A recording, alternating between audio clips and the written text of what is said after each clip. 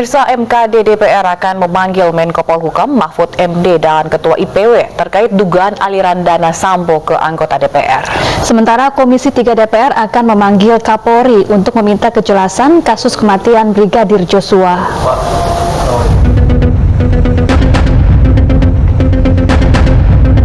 Mahkamah Kehormatan Dewan DPR RI akan memanggil Menko Polhukam Mahfud MD dan Ketua Indonesia Police Watch Sugeng Teguh Santoso setelah menggelar rapat pleno yang membahas perkembangan kasus Irjen Verdi Sambo.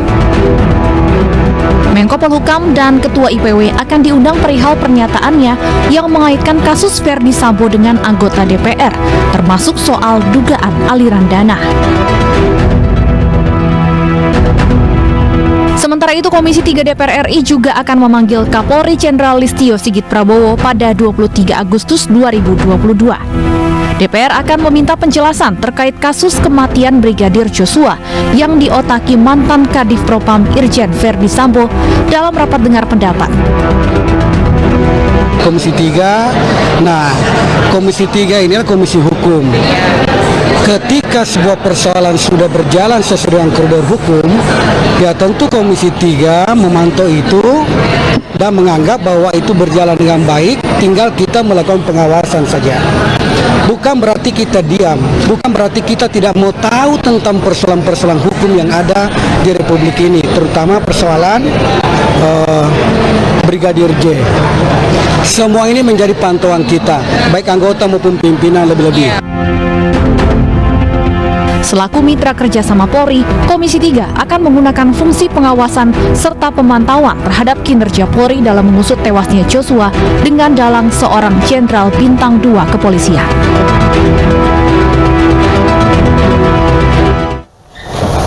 Menko Polhukam Mahfud MD mengatakan meski berpangkat Jenderal Bintang 2, Verdi Sambo berperan sebagai raja atau kaisar. Perannya bahkan setaraf Jenderal Bintang 5 dan oleh karena itu perlu pengawasan melekat dalam mengusut kasus meninggalnya Brigadir Joshua.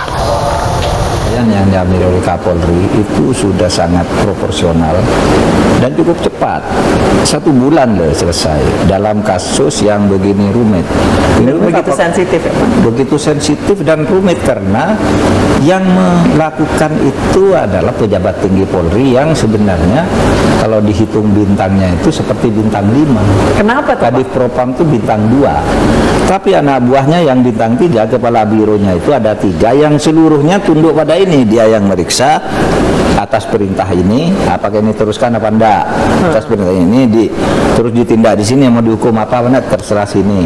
Sehingga rasan-rasannya itu kalau di Polri ya Pak Sambo itu memang praktis bintang 5 karena semuanya takut pada dia. Artinya bisa ditembak pada dia dengan alasan apapun. Nah, itu yang menyebabkan ketika dia melakukan kejahatan lalu dia membuat rekayasa seakan-akan orang hampir percaya semua. Barangkali kamu juga pada awalnya agak terpengaruh percaya ya bahwa itu adalah tembak menembak gitu. Padahal itu karangan melibatkan 36 orang yang mengatur skenario itu yang dan sekarang banyak bintang di dalamnya Pak. Iya, yang sekarang sedang ditahan itu 31 aslinya, sekarang tambah jadi 36. Itu semua karangan. Dan orang tidak akan berani membayangkan di tingkat Polri sendiri susah, sehingga Kapolri juga tidak mudah. Karena misalnya dikumpulkan satu tim, yang satu diam-diam temannya Sambo tidak setuju begini, yang begini kan, maka kita dorong dari sini, dari presiden lah. Pokoknya presiden mengarahkan gini dan saya tahu fakta-fakta ini harus mengarah ke sana, sehingga saya katakan jangan sekali-kali terjebak kepada skenario itu tembak menembak itu bohong. Dia bilang ketika orang semua percaya tembak menembak, ini kayaknya udah tenang nih pelakunya, tembak menembak tinggal barandanya dibayar suruh ngaku dia ke Komnas HAM, saya yang menembak. Gimana caranya kamu nembak? Entah, pokoknya segelas mata tembak aja gitu katanya. Dia tidak tahu sebenarnya bukan dia pelaku utamanya, dia hanya Ya, seberapa kuat posisi Sambo di kepolisian dan kenapa Jenderal Bintang 2 mempunyai pengaruh yang sangat besar? Kami akan membahasnya bersama mantan Kabareskrim Polri, Komjen Purnawirawan Susno Duaji, dan pengamat kepolisian dari Institute for Security and Strategic Studies, Bambang Rukminto. Halo, selamat sore Bapak-Bapak, apa kabar? Selamat sore, sehat. Selamat sore Pak Bambang. Selamat sore Pak Mahfud. Ya, kami akan langsung bertanya ke Pak Susno terlebih dahulu. Pak Susno, kalau menurut Anda seberapa kuat sosok Verdi Sambo di kepolisian, dan benarkah narasi yang menyebut bahwa Verdi Sambo ini dinilai sangat berpengaruh, Pak Susno? Dari struktur organisasi, jabatan dia jabatan bintang 2 ya, berarti cukup tinggi dari segi pangkatan. Di atas itu bintang 3, terus bintang 4. Terus dari segi struktur posisi di jabatan, dia berada pada jabatan yang strategis, bukan sembarang bintang 2, karena ada bintang 2 staf ahli, ada bintang 2 sebagai wakil apa gitu. Dia kan posisinya adalah kepalanya atau bosnya polisinya polisi, karena Propam itu membawahi pengamanan internal, membawahi propos gitu. Jadi semua orang yang bersalah, melanggar kode etik dan sebagainya, melanggar pidana dan sebagainya, dialah yang menangani, melanggar disiplin segala macam. Baru nanti dia pilih mana yang dipidanakan, mana yang di kode etika, dan kira-kira kalau bahasa hariannya dia bisa menentukan hitam putihnya orang. Dan kalau ada laporan tentang perilaku polisi dan sebagainya, dia bisa memeriksa, memanggil, kemudian hasil pemeriksaannya langsung dilaporkan pada Kapolri. Bisa seseorang mulai pangkat jenderal sampai ke bawah dicopot jabatannya. Jadi ya strategis ya, orang takut gitu. Tapi Pak Susno, apa yang membuat Verdi Sambo ini begitu kuat? Satu, karena posisinya ya. Kedua, karena dia cukup lama di situ, ya mungkin jaringannya. Kan orang kalau lama di suatu jabatan, kemudian dia kan bisa mengatur gitu, mengusulkan si A di sini, si B di sini, dan seterusnya, ya jadi kuat gitu. Karena jaringannya kan ada di mana-mana gitu. Ya itu sudah lumrah ya. Iya, terkait jabatannya sebagai Kadif Propam, apakah artinya Pak Verdi Sambo ini juga mengantongi rahasia atau hal lain dari anggota Polri lainnya? Iya jelas, dia ngantungi, tetapi untuk siapa dan jabatan apa gitu. Tapi dia tidak bisa mencopot ataupun menghukum dan sebagainya, harus ke Kapolri, dia melapornya ke Kapolri. Tergantung Kapolri percaya apa tidak sama laporannya, di cross check apa tidak laporannya. Demikian juga dengan posisinya yang kuat itu, orang yang menempati jabatan itu amanah apa enggak gitu. Kalau jabatannya dia itu disalahgunakan, ya menjadi membahayakan dan menakutkan. Sebenarnya bukan jabatan Propam saja yang menakutkan itu, karena polisi kan selaku pengoperasikan hukum gitu kan. Jabatan Kabareskrim, jabatan Kapolda, manakala dilakukan dengan tidak amanah, tidak bertanggung jawab, dan kurang pengawasan, ya tentu nyeleweng gitu. Baik, kita ke Pak Bambang Rukminto. Pak Bambang, menurut Anda apa yang membuat Verdi Sambo ini Jenderal Bintang 2 rasa Bintang 5? Ya, cara saya melihat kewenangannya memang sangat besar, sama seperti disampaikan Pak Susno tadi. Posisi Kadif Propam ini sangat strategis sekali, karena laporan itu langsung kepada Kapolri. Karena dengan posisi sebagai Kadif Propam, sebagai penegak hukum di internal, ini bisa berbuat apa saja, dalam arti bisa bisa sudah menjadi rahasia umum. Kalau di kepolisian ini sudah sering kali terjadi transaksi pasal-pasal gitu. Demikian juga di Kadif Propam ada juga transaksi pasal-pasal terkait pelanggaran etik seperti itu. Orang bisa dinaikkan masuk ke pidana, atau cukup menjadi etik saja gitu. Hal-hal seperti ini sudah terus terjadi di kepolisian. Salah satunya memang karena peraturan Kapolri sendiri tidak tegas dalam mengatur itu. Padahal sebagai penegak hukum dan penegak hukum sipil, seharusnya Polri ini harus tunduk pada aturan KUHP dan KUHAP gitu loh, bukan di etik saja. Karena Kadifropam sebagai penegak aturan etik di internal dan sebagai pengemban peraturan Kapolri terkait etik ini, akibatnya yaitu tadi bisa transaksional seperti itu, dan ini sangat berpengaruh sekali. Orang mau naik pengen sekolah harus ada rekomendasi dari Kadifropam misalnya seperti itu. Kalau dia ada catatan-catatan khusus, ya pasti dicoret.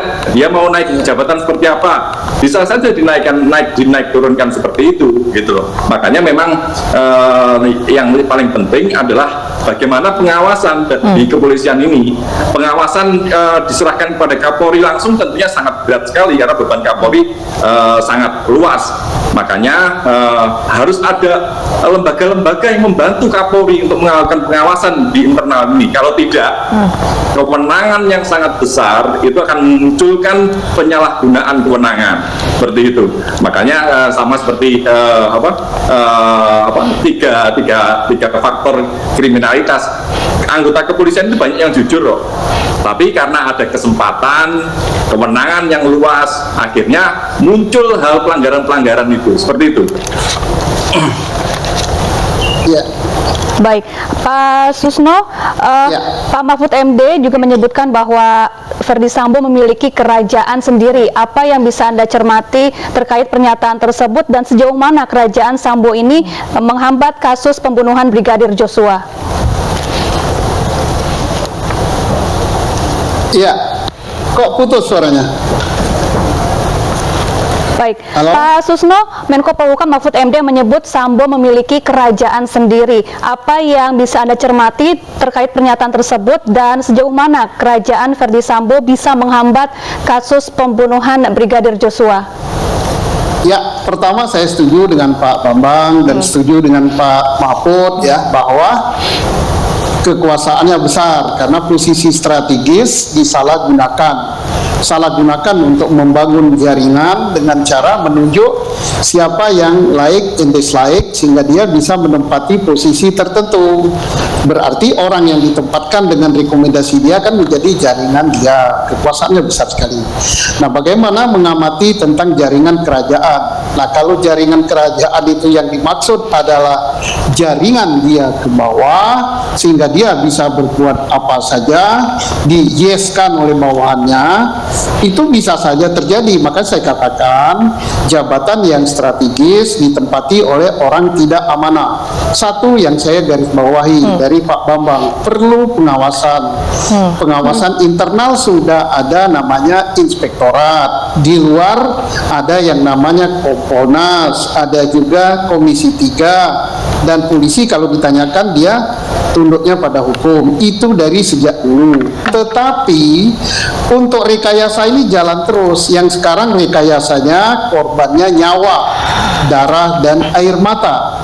12 tahun yang lalu korbannya saya dicopot jabatan dan dipenjarakan dengan dibuatkan kasus. Dan ini tidak menutup kemungkinan 5 tahun, setahun ke depan siapa? Bisa saja kok, saya bintang 3 aja bisa kok.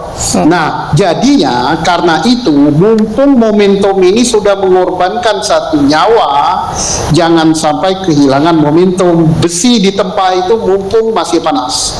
Perlu dibangun suatu pengawasan seperti KPK punya pengawas di luar, Dewan Pengawas. Hakim punya pengawas namanya Komisi Yudisial. Nah, Polri tanda tanya. Sehingga perlu kita bentuk Dewan Pengawas yang bisa mengawasi. Apa kita memperkuat Kompolnas, dikeluarkan dari yang sekarang, dibentuk dengan undang-undang, punya kekuasaan, bisa memeriksa mulai dari Kapolri sampai dengan pangkat terendah, dan bila perlu ada di wilayah, di Polda, di Polres, dipilih oleh DPR, dan orang-orangnya dipilih orang-orang dari luar Polri yang betul-betul punya integritas dan bersih. Baik. Terakhir Pak Bambang, menurut Pak Bambang, mungkinkah akan ada serangan balik dari Sambo CS begitu terkait dengan pengungkapan fakta ini? Ya, problemnya kelompok-kelompok di internal kepolisian ini kan banyak, apalagi dalam jaringan yang sudah terbentuk, ini sangat mengakar sekali. Relasi kuasa, relasi politis, relasi kultural, itu ada, fakta-faktanya ada di lapangan seperti Ya, itu. Pak Bambang, Jadi, maaf sebelumnya Pak Bambang dan Pak Susno tahan dulu karena kita akan jeda dan kita akan lanjutkan dialog usai jeda. Pemirsa tetaplah bersama kami.